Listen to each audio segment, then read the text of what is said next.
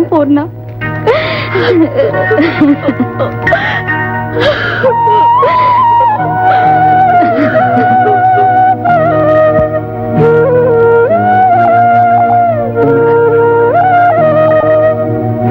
జరిగింది నిజంగా చాలా దారుణం. I'm very sorry Jhansi. I hate that Vishwanath. I hate the God who created that Vishwanath. Don't be depressed. ఎంతో మనస్థైర్యం కలిగిన నువ్వు ఇలా బాధపడకూడదు. నీకు తెలియదు దినకర్, మా అక్కతో నాకున్న అనుబంధం పిలుపుకి అక్కైనా ప్రేమకు నాకు అమ్మలా ఉండేది. అలాంటి మా అక్క చావుకు కారకుడైన ఆ విశ్వనాథ్ ఈ లోకంలో ఎక్కడున్నా వెతికి పట్టుకుంటాను. వాడిని పట్టుకుని ఏం చేస్తానంటావు?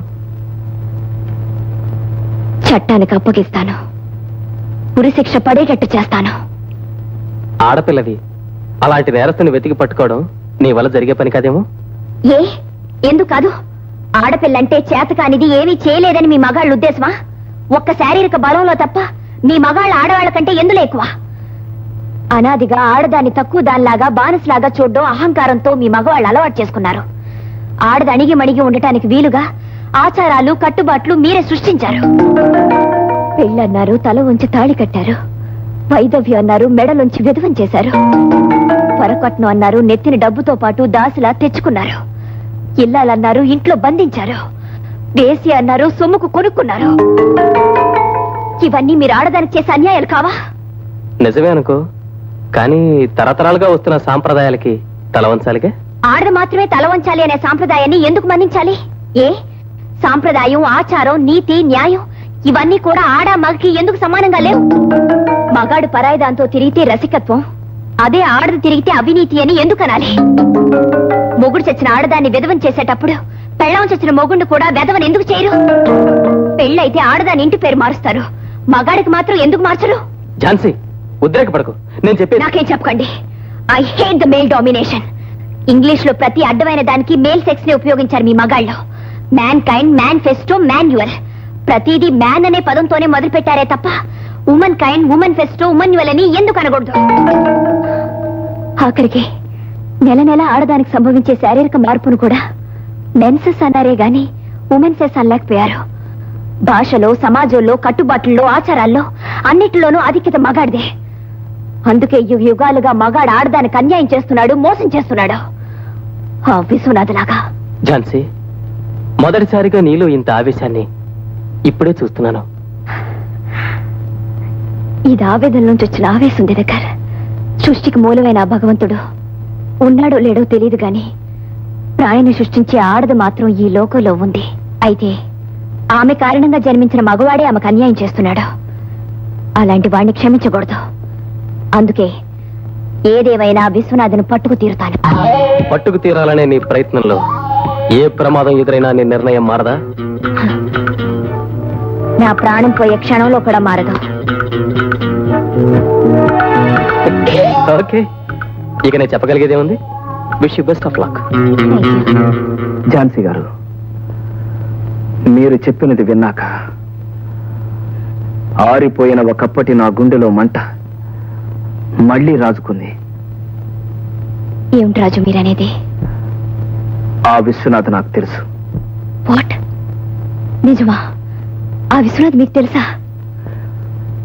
మల్లె పువ్వు లాంటి నా చెల్లెలు బ్రతుక్కి మంగళసూత్రం పేరుతో ఉరితాడు బిగించాడు ఆ విశ్వనాథ్. రాజుగారు? అవునండి.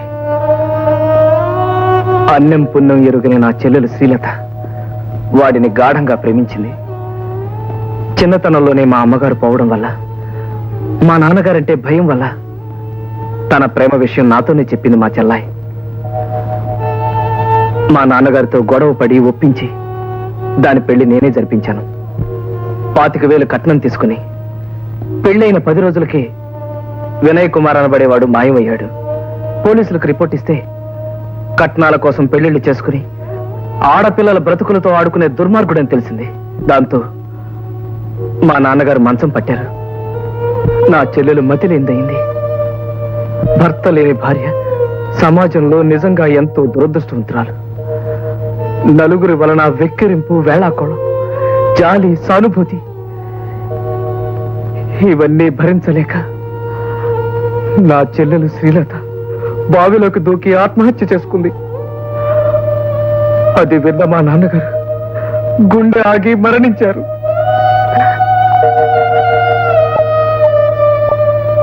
వెళ్ళిపోయిన నా చెల్లి జ్ఞాపకార్థం శ్రీలత అనే ఆమె పేరులోని శ్రీని రాజ్ అనే నా పేరులోకి చేర్చుకుని శ్రీరాజుగా మిగిలిపోయాను. నవ్వుతూ నవ్విస్తూ ఉండే మీ వెనక ఇంత కన్నీటి కథ ఉందని నేను ఊహించలేకపోయాను. ఈ బాధని, ఆవేదనని మర్చిపోవడానికి నాకు తెలిసిన ప్రతి మనిషితోనూ నవ్వుతూ కలిసిపోతుంటాను. నవ్వున్న చోటికి ఏడుపు రావడానికి జంకుతుందంటారు.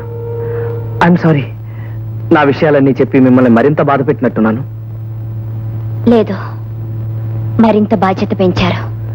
ఝాన్సీ గారు, అవునండి, మా అక్క, మీ చెల్లి, ఇంకా ఎంతో మంది ఆడపిల్లల జీవితాలను అన్యాయం చేసిన వాడి అంతు తేల్చాలన్నదే నా నిర్ణయం. మీ ఆశయంలో భాగం పంచుకోవాలన్న ఆశ. ఆ విధంగానైనా నా చెల్లెల ఆత్మకి శాంతి కలిగించిన వాడిని అవుతాను. తప్పకుండా. మరి నేను బయలుదేరతానండి. అన్నట్టు రేపు సాయంకాలం మీరు ఒకసారి ఇక్కడికి రావాలి. దేనికి? మా బామ్మగారి భర్త గారి కొడుకు రేపు తండ్రి కాబోతున్నాడు. అంటే? మా బామ్మగారి భర్త ఎవరు? మా తాత. ఆయన కొడుకు ఎవరు? మా నాన్నగారు. ఆయన తండ్రి కాబోతున్నాడు. దట్ మీన్స్ రేపు మీ పుట్టినరోజు. ఇన్నాళ్ళకి ఒక్కటి కరెక్ట్ గా చెప్పారండి. తప్పకుండా వస్తారు కదా? వస్తానండి. May I come in sir? Come in. నమస్కారం సార్. రామ్మా, కూర్చో. పాపం, మీ అక్కయ్య అలా చనిపోవడం చాలా విచారకరమైన విషయం. మా అక్కయ్య చావు వల్ల నా జీవితానికి ఓ లక్ష్యం ఏర్పడింది సార్. అంటే ఏమిటమ్మా నువ్వు అనేది? అవును సార్, ఈ రోజు నుంచే మిస్టర్ వేని నేను పట్టుకునే ప్రయత్నం చేయాలనుకుంటున్నాను. చూడమ్మాయి, అతని గురించి నీకు ఇంకా ఏమీ తెలియదు. 2-3 రాష్ట్రాల్లో ఇదే రకం నేరాలు చేసి అక్కడ పోలీసులు కూడా దొరకకుండా తప్పించుకు తిరుగుతున్నాడు. ఓ గమ్మత్తు చెప్పనా, ఇన్ని పెళ్లిళ్లు చేసుకున్నా ఇలా తన ఫోటోలు కానీ తన తాలూకు ఆధారాలు కానీ చివరికి తన వేలు ముద్రలు కూడా దొరకకుండా జాగ్రత్త పడ్డ మేధావి. అసలు అతని పేరేమిటో, ఊరేమిటో, రాష్ట్రం ఏమిటో ఎవ్వరికీ తెలియదు. ఆఖరికి తన్ని పెళ్లి చేసుకున్న ఆడపిల్లలకు కూడా తెలియదు. అంతెందుకు, ఇన్నేళ్ల అనుభవం ఉన్న నాకే వాడి కేసు అంతు చెక్కట్లేదు. అలాంటిది నువ్వు వాడి గురించి ప్రయత్నం చేయటం ఏమిటమ్మాయి? నా సంతృప్తి కోసం, మా అక్కయ్య ఆత్మశాంతి కోసం నేను ఈ పని చేయాలనుకుంటున్నాను. దయచేసి నాకు మిస్టర్ వీక్ సంబంధించిన వివరాలు ఇవ్వండి. అందుకు మా రూల్స్ ఒప్పుకోవమ్మా.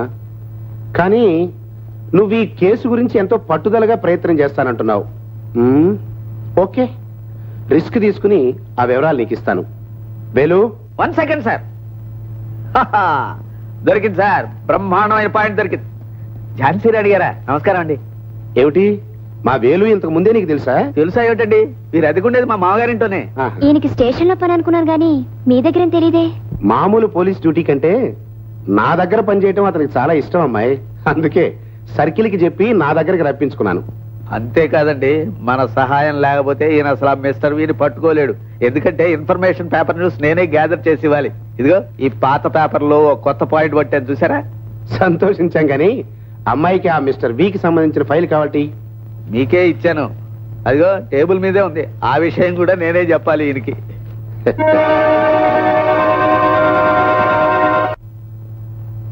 రాజుగారు, welcome to my only guest. Please come. Thank you. ఇదేమిటండి, పుట్టినరోజుకి ఎన్నేళ్లుంటే అన్ని కొవ్వొత్తులు కదా వెలిగించాలి, మీరేకంగా ఎన్ని? అదే రాజు స్పెషాలిటీ. దీపం అనేది వెలుగుతూ ఉండాలి కానీ ఆరిపోకూడదు. అది అశుభం కూడా. పైగా పుట్టినరోజు అలాంటి పని చేయడం ఫూలిష్నెస్ అని నా ఉద్దేశం. కనుక 100 ఏళ్లు బ్రతకాలని కోరుకుంటూ 25 సంవత్సరాలు అయిపోయాయి కనుక మిగిలిన 70 సంవత్సరాలకి 75 కొవ్వొత్తులు వెలిగించాను. వెరీ గుడ్, చాలా గొప్ప ఆలోచన మీది. థ్యాంక్స్. అది సరే, మీరు ఆ బొకే తెచ్చింది నాకు ఇవ్వడానికా, మీరు పట్టుకుని ఉంచడానికా? Oh, I'm very sorry. Wish you happy birthday. Thanks again. ఈ వెలిగే దీపాల్లాగే మీ జీవితం అంతా వెలుగుతూ నిండాలని మనసారా కోరుకుంటున్నాను. థ్యాంక్స్. నా జీవిత ఆకాశంలో ధ్రువతార నవ్వినవే